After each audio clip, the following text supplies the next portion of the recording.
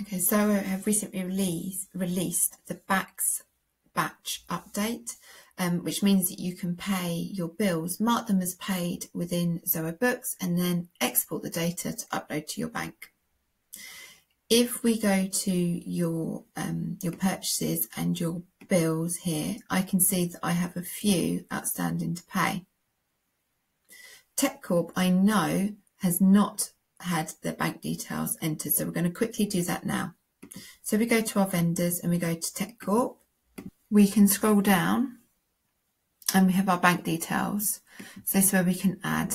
So let's say it is Barclays, and that's 2027.94, and I can enter in their account number. And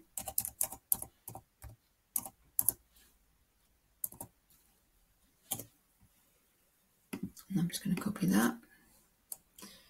3, 4, 5.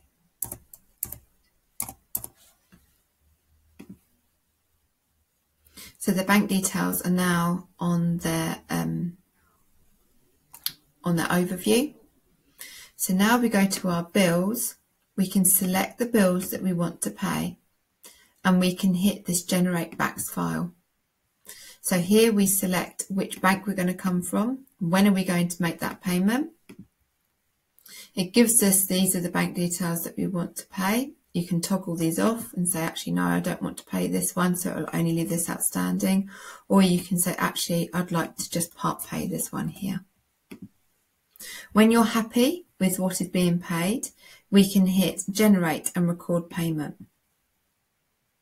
What this does is it gives you an export so that you can upload that to your bank.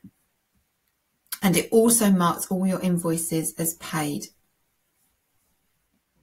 The export that you receive can now be uploaded directly to your bank, ready for them to make the payment, as it's in a nice, easy CSV format.